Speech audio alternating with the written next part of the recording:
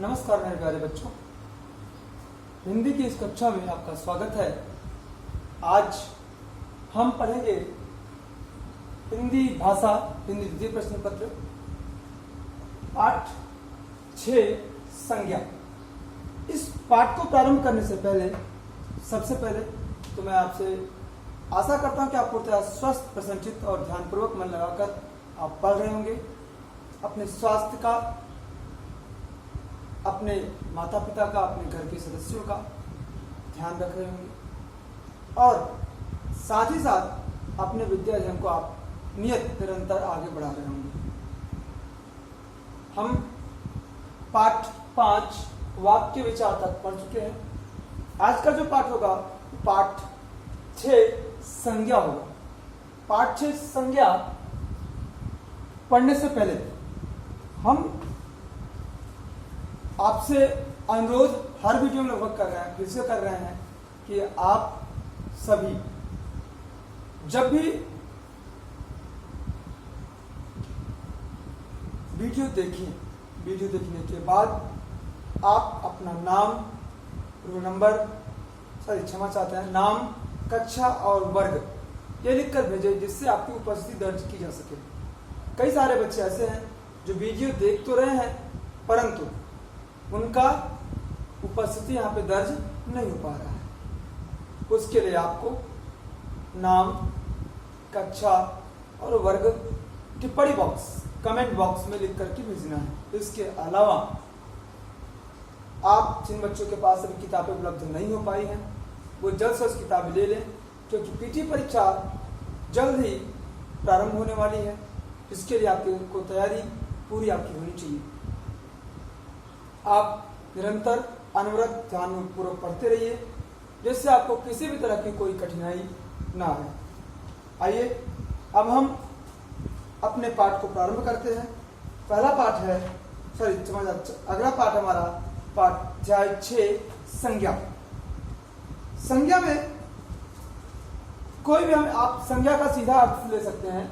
परिभाषा वैसे तो आपकी परिभाषा जो है वह है कि किसी व्यक्ति, वस्तु, स्थान, प्राणी या भाव के नाम को संज्ञा कहते हैं, जैसे मोर, मोहन, मध्य प्रदेश आदि। मेरे प्यारे बच्चों, सबसे पहले तो आप ये जान लीजिए, कोई भी नाम हो, नाम है तो वो संज्ञा है। आप सीधे कह सकते हैं कि अगर संज्ञा शब्द जो है उसका अर्थ ही है नाम, तो हम हर वस्तु, हर व्यक्ति, हर स्थान, हर प्राणी या हर भाव को उसके नाम से जानते हैं। चाहे वो स्थान हो, अगर आप हंडिया में रहते हैं तो नाम आप, अगर आपसे कोई पूछता है आप कहाँ रहते हो, आप बताएंगे हंडिया। अगर आपसे पूछता है आप कहाँ पढ़ते हो तो आप कहेंगे विद्यालय में। विद्यालय भी एक संज्ञा है। आप क्या खाते हो, आप बोलेंगे भोजन। भोजन भी एक संज्ञा है। आपको किसी भी कार्य को या किसी भी वस्तु का जो नाम है, नाम को हम संज्ञा कहते हैं। परिभाषा स्पष्ट यह है कि किसी भी वस्तु, व्यक्ति, स्थान या प्राणी के नाम को संज्ञा कहते हैं। ये परिभाषा होगी। इसके अलावा संज्ञा के 3 भेद होते हैं। संज्ञा के कितने भेद होते हैं? 3 भेद होते हैं। संज्ञा के मुख्यतः कितने भेद हैं? 3 भेद हैं। कौन कौन से? व्यक्तिवाचक संज्ञा, जातिवाचक संज्ञा और भाववाचक संज्ञा। परंतु कुछ विद्वानों का मत है, कुछ शिक्षा शास्त्रियों का मत है कि संज्ञा के 2 भेद और भी हैं, जो मैंने यहां नीचे लिख रखा है, द्रव्यवाचक संज्ञा और समूहवाचक संज्ञा। इनके बारे में हम अंत में पढ़ेंगे, लेकिन पहले जो मुख्यतः जो प्रामाणिक भेद हैं उनके बारे में पहले पढ़ लेते हैं। तो पहला है व्यक्तिवाचक संज्ञा। व्यक्तिवाचक संज्ञा है कि जिन संज्ञा शब्दों से किसी विशेष व्यक्ति, स्थान अथवा वस्तु का बोध हो उसे व्यक्तिवाचक संज्ञा कहते हैं। जिन संज्ञा शब्दों से किसी विशेष व्यक्ति, स्थान अथवा वस्तु का बोध हो उसे व्यक्तिवाचक संज्ञा कहते हैं। जैसे कुतुब मीनार दिल्ली में, कुतुब मीनार अगर हम कहते ये हो जाता आपका जातिवाचक, पूरे मीनार। लेकिन अगर हमने कुतुब मीनार कहा तो किसी एक स्थान को प्रदर्शित कर रहा है, तो ये आपका नाम हो गया। नाम क्या हुआ आपका? ये कुतुब मीनार संज्ञा हो गई कौन सी? व्यक्तिवाचक, जो किसी एक को, किसी विशेष को दिखा रही है। दिल्ली प्रदेश है, एक स्थान है, एक राज्य है। तो आप ये कहेंगे, अगर हम राज्य कहें तो राज्य में तो उत्तर प्रदेश भी आ जाएगा, मध्य प्रदेश भी आ जाएगा, कई सारे, हरियाणा भी आ जाएगा, तो बिहार भी आ जाएगा। लेकिन हमने यहाँ पे एक विशेष नाम लिया, स्पेशल दिल्ली। तो दिल्ली राज्य का नाम हुआ, तो क्या हुआ? ये व्यक्तिवाचक संज्ञा। जो विशेषता को एक विशेष किसी वस्तु के नाम या किसी स्थान के नाम को दिखाए वह व्यक्तिवाचक संज्ञा है। जैसे बाइबिल, रामायण तथा कुरान एक धार्मिक ग्रंथ है। ये धार्मिक ग्रंथ है। अब हमने ये नहीं कहा कई सारे धार्मिक ग्रंथ हैं। अगर हम धार्मिक ग्रंथ का नाम लेते तो जातिवाचक हो जाता, लेकिन हमने स्पेशलाइज करके स्पेशल एक विशेष नाम ले लिया, रामायण, बाइबिल और कुरान। ये तीनों क्या हो गए? धार्मिक ग्रंथ है। और भी है, जैसे कोणार्क मंदिर उड़ीसा में है। कोणार्क मंदिर उड़ीसा में है। अब कोणार्क मंदिर तो आपके गांव में भी है, आपके राज्य में कई सारे हैं, आपके जिले में कई सारे हैं, लेकिन हमने किसी एक का नाम लिया तो क्या हुआ? वो व्यक्तिवाचक हुआ। तो इस तरह से अगर हम किसी विशेष का नाम लेते हैं तो वो व्यक्तिवाचक होगा। आगे देखते हैं जातिवाचक संज्ञा। जातिवाचक संज्ञा हम समझते हैं जिन संज्ञा शब्दों से एक ही प्रकार की वस्तुओं अथवा व्यक्तियों, प्राणियों आदि का बोध होता है उसे जातिवाचक संज्ञा कहते हैं।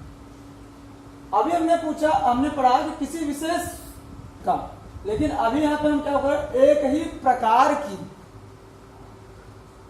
जैसे हमने एक उदाहरण लिया था कि कोणार्क मंदिर उड़ीसा में है। अगर हम कहें मंदिर उड़ीसा में है, कई सारे मंदिर आ गए, तो मंदिर क्या हुआ?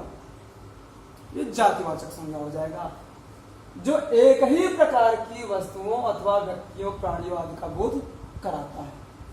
जैसे अगर हम कहें शिक्षक एक आदर्श होता है। अब शिक्षक में कई सारे आ गए, आपके इंग्लिश टीचर भी हैं, एसएस के टीचर भी हैं, कई सारे शिक्षक आ जाएंगे। परंतु अगर हम किसी का नाम लें, वो आपके आदर्श है, तो वो विशेष हो गए। जैसे विद्यालय में विद्याभ्यास होता है। अब विद्यालय में विद्याभ्यास होता है तो कई सारे विद्यालय आ गए, लेकिन अगर हम कहें कि सेंट थॉमस स्कूल में विद्याभ्यास होता है, तो आपके एक विद्यालय का नाम आ गया। तो वो जो सेंट थॉमस स्कूल में विद्याभ्यास होता है, सेंट थॉमस स्कूल क्या हो गया? ये व्यक्तिवाचक हो गया। और सिर्फ कहें कि विद्यालय में या स्कूल में विद्याभ्यास होता है, तो ये जातिवाचक संज्ञा हो गया। तो जब जैसे बगीचे में फूल खिले हैं, बगीचे में कई सारे बगीचे हैं, फूल खिले हैं, कई सारे फूल खिले हैं, कहीं गुलाब का फूल खिला होगा, कहीं गुड़हल का होगा, कहीं गेंदा का होगा, कहीं गुलदाउदी होगा, कहीं कनेर होगा, कई सारे फूल खिले हैं।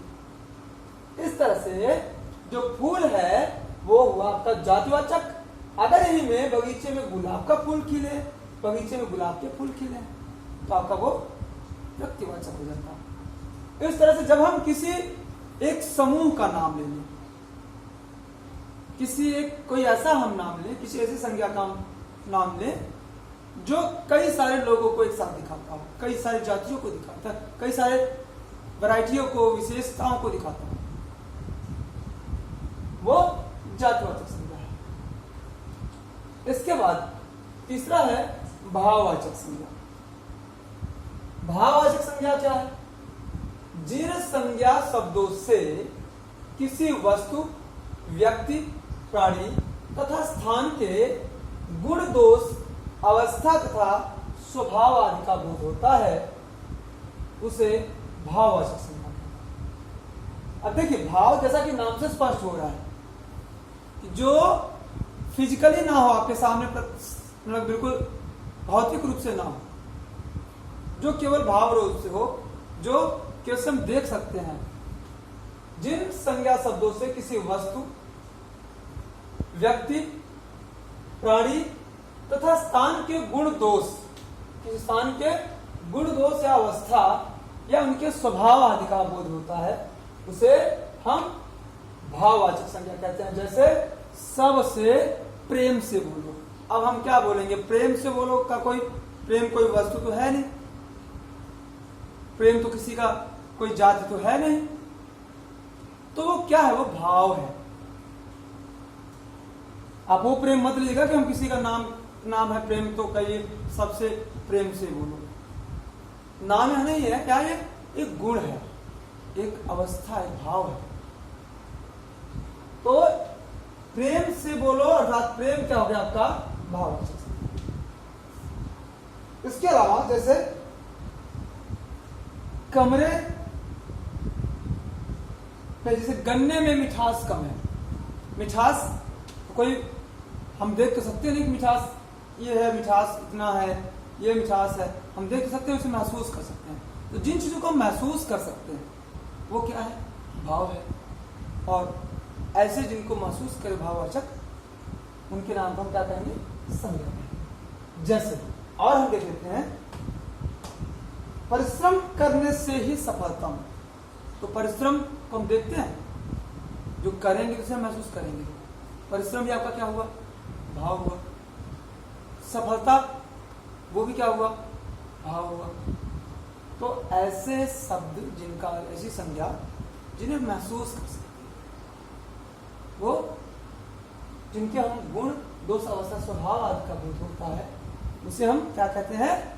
भाववाचक संज्ञा।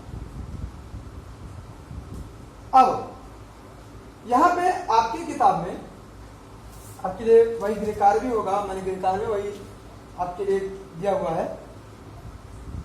कि जातिवाचक संज्ञा से, जातिवाचक संज्ञा यहाँ पे नारी है, तो नारी का भाववाचक संज्ञा क्या होगा? नारीत्व।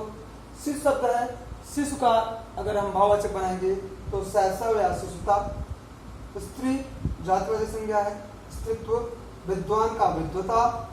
तो हम त्व या ता, कुछ ऐसे यहाँ पे आपके उपसर्ग हैं जिन्हें हम जोड़ करके भाववाचक संज्ञा में हम परिवर्तित कर सकते हैं। जैसे और मैं आपको एक दो उदाहरण देता हूं।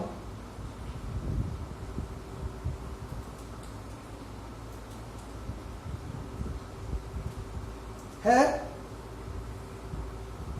प्रत्यय है, क्षमा चाहते अवसर नहीं, प्रत्यय है, जैसे त्व और ता। जैसे निज में ता जोड़ देंगे, निजता। अब ये निज क्या हुआ? सर्वनाम हुआ। निज सर्वनाम हुआ और उसमें हम त्व जोड़ेंगे, निजत्व। ये हो जाएगा आपका भाववाचक संज्ञा। और निजता ता जोड़ देने से वो क्या हो जाएगा? भाववाचक संज्ञा। अपना, अपना में त्व जोड़ देंगे, अपनत्व, ये आपका भाववाचक संज्ञा बन गया। से चंचल शब्द है, ये विशेषण है, चंचलता आपका भाव संज्ञा। तो आपको यही पृष्ठ संख्या 43 गृहकार्य है आपका, पृष्ठ संख्या 43, 44 व 45 की संज्ञा सारणी याद कीजिए ये है आपका जो संख्या जो 43 पे ये है आपका जातिवाचक संज्ञा से भाववाचक संज्ञा, ये जातिवाचक संज्ञा से भाववाचक संज्ञा, ये आपका सर्वनाम, ये आपका ये सर्वनाम से भाववाचक संज्ञा, फिर सर्वनाम से भाववाचक संज्ञा, विशेषण से भाववाचक संज्ञा, फिर विशेषण से भाववाचक संज्ञा, क्रिया से भाववाचक संज्ञा, फिर क्रिया से भाववाचक संज्ञा। आप इन्हें याद करेंगे, इन्हें आप याद करेंगे और अपनी उत्तर पुस्तिका में लिखेंगे, लिख करके याद करेंगे। अब हम आते हैं अपने उन जिसकी बात मैंने पहले ही कर ली थी, क्या उन दो नाम दो संज्ञाएं जो है द्रव्यवाचक संज्ञा और समूहवाचक संज्ञा, अगर आपकी पुस्तक में दिया हुआ है उसे हम भी थोड़ा सा अध्ययन करेंगे। तो द्रव्यवाचक संज्ञा जो होता है जिन संज्ञा शब्दों से किसी जाति किसी पदार्थ या द्रव्य का बोध होता है, किसी पदार्थ या द्रव्य का बोध होता है, उसे हम द्रव्यवाचक संज्ञा कहते हैं।